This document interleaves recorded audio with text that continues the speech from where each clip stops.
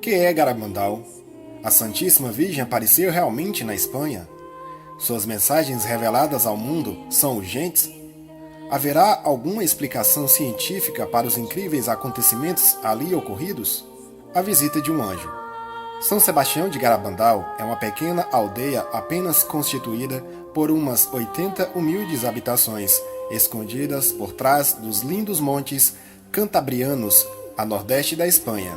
Ao findar da tarde de 18 de junho de 1961, 4 jovenzinhas de 11 e 12 anos de idade brincavam juntas nos arredores, ao sul da aldeia, quando ouviram um barulho estranho, algo como de uma trovoada. Inesperadamente, um anjo, deslumbrante, estacou à sua frente. Aterrorizadas e em pânico, as 4 jovenzinhas correram instintivamente em direção da igreja de aldeia. Suas faces transtornadas e pálidas despertaram a curiosidade e as insistentes perguntas de inúmeras pessoas, e logo o caso da aparição propalou-se por toda parte. Durante os 12 dias seguintes, o anjo apareceu mais 8 vezes. No dia 1º de julho, falou-lhes pela primeira vez. Sabem vocês para quem vim? Perguntou o anjo. Vim para lhes anunciar que amanhã, domingo, a Virgem Maria lhe aparecerá como Nossa Senhora do Monte Carmelo. Do que se depreende, as aparições do anjo era uma preparação das meninas para a vinda de Nossa Senhora. Nossa Senhora apareceu. A notícia difundiu-se rapidamente. Dia 2 de julho, muitos padres, assim como inúmeros visitantes de outras cidades, juntaram-se a outras pessoas da aldeia para testemunharem o grande acontecimento.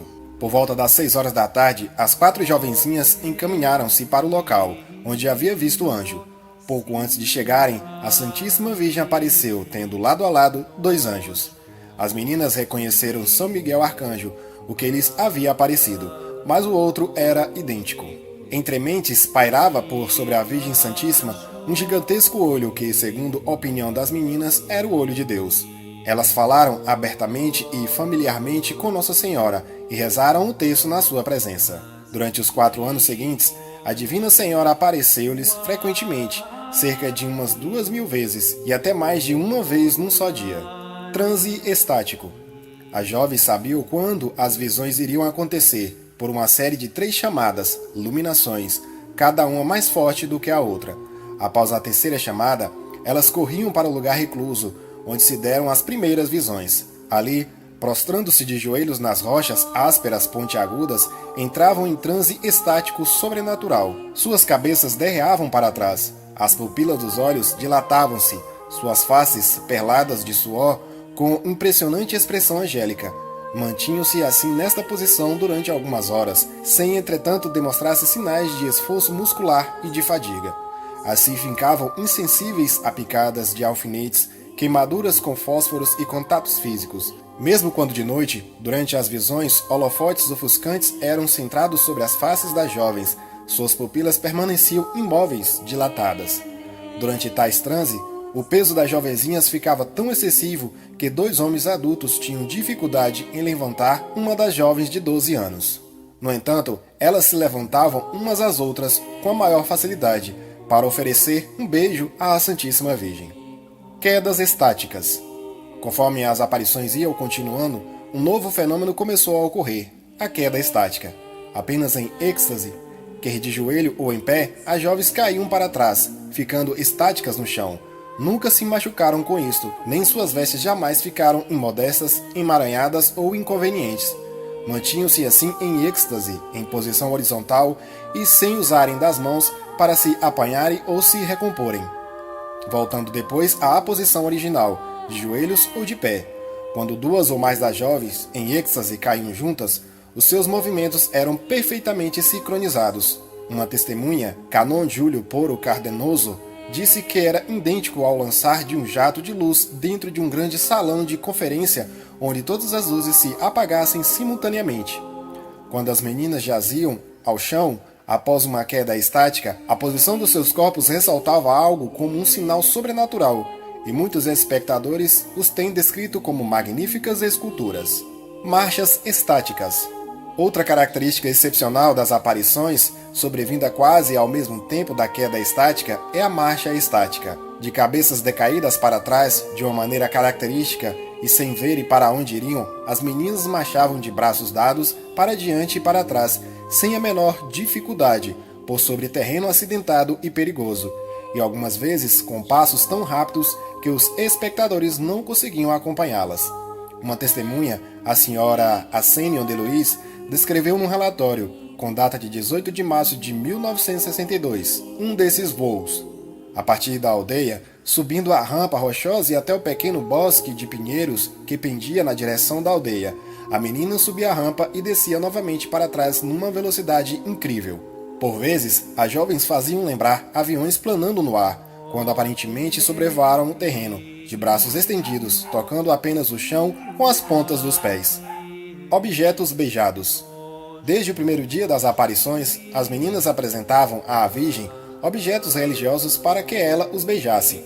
Isto foi sugerido por Nossa Senhora, e quando as pessoas tomaram conhecimento, numerosos textos, crucifixos, medalhas e alianças eram entregues às pequenas videntes. Tal era o acervo de objetos religiosos depositados sobre uma mesa para tal fim, que seria humanamente impossível para jovens poderem devolvê-los aos próprios donos sem equívocos.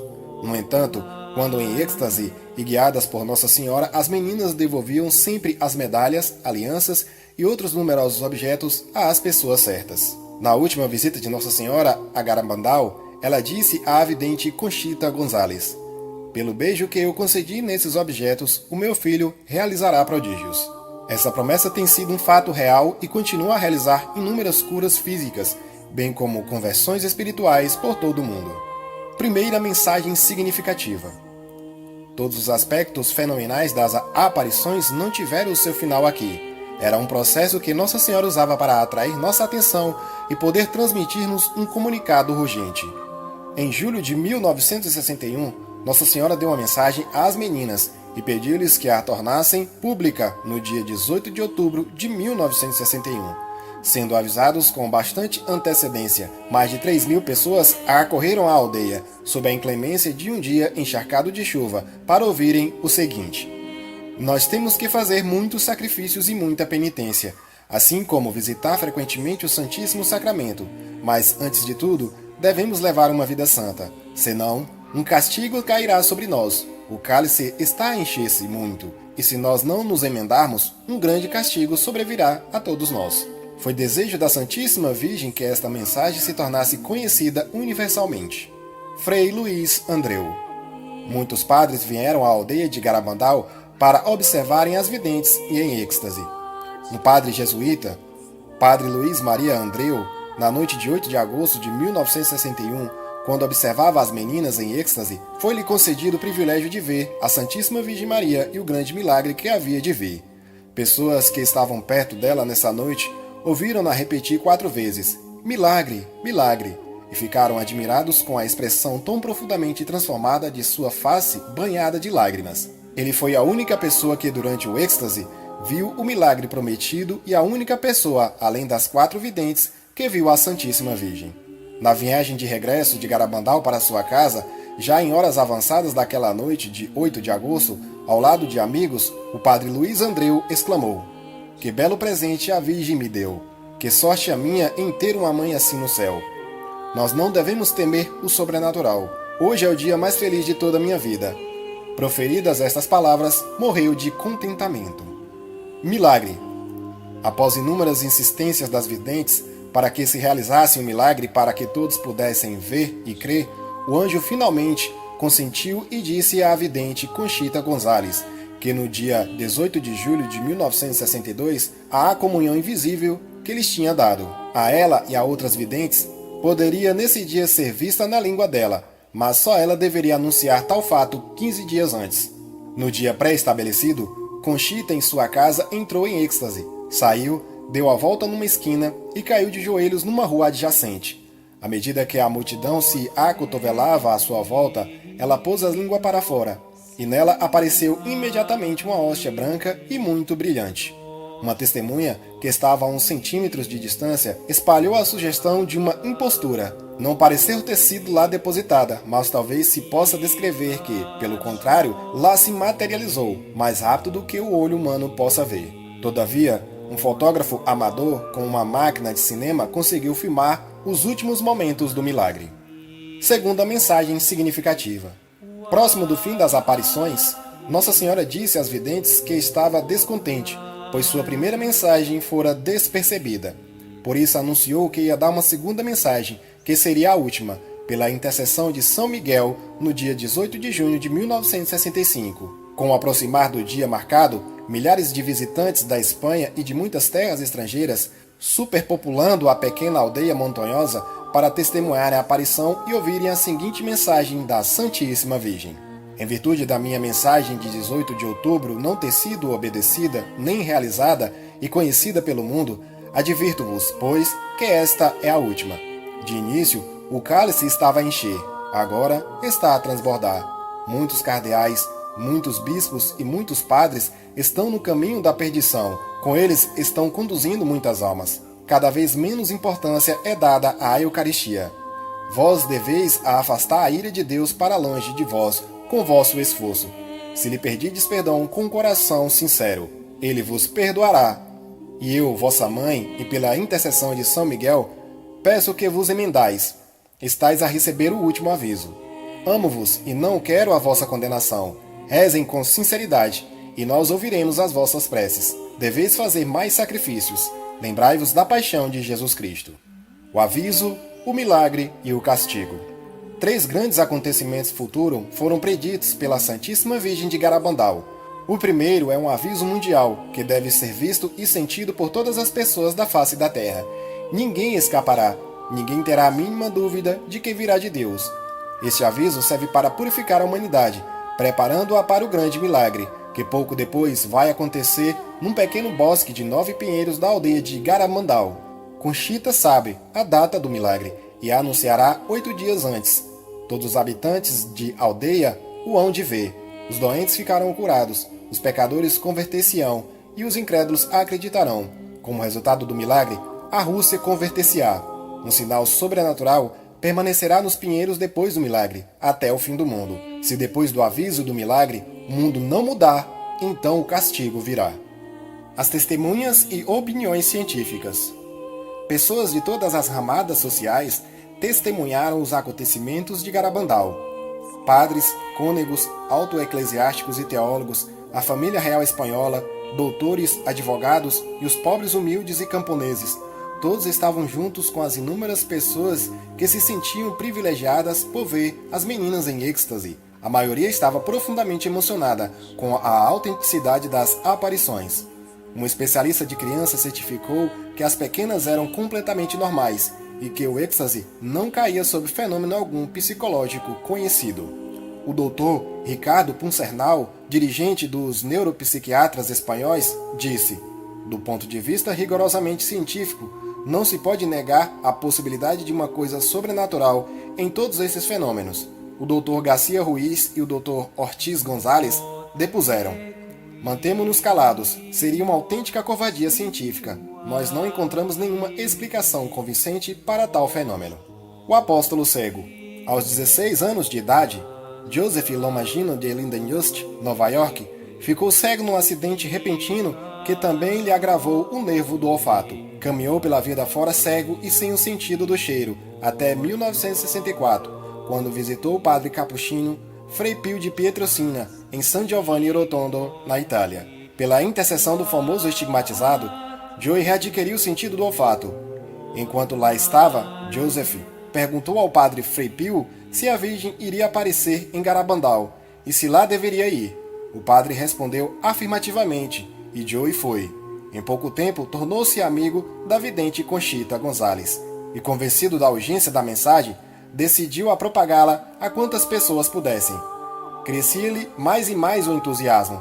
A Santíssima Virgem disse a Conchita que no dia do milagre, Joey receberia olhos novos. Joey começou por ir à casa de amigos para conversar sobre as aparições. Estabeleceu uma organização e que ia realizar a outra profecia de Nossa Senhora. A casa de caridade que Joey vai estabelecer em Nova York traz a grande glória para Deus. As convenções locais em breve transformaram-se em conferências que se alastraram por toda parte dos Estados Unidos. Finalmente, guindaram-se às fronteiras e até o ultramar. Espalhar a mensagem. Num espírito de cooperação fraterna, Os fundadores de Garabandal, em outras terras, aliaram-se a Joey Lomadino e a organização base de Nova York habilitou o estabelecimento de uma rede internacional. Agora, com a ajuda de Nossa Senhora, a mensagem de Garabandal está se difundindo pelas inúmeras terras dos 5 continentes. A posição da Igreja em Garabandal. As aparições de Garabandal não têm sido aprovadas nem desaprovadas, mas ainda se acham sob a investigação da Igreja. Portanto, todo aquele que quiser desenvolver a mensagem está livre de fazê-lo, até que tudo esteja claramente estabelecido.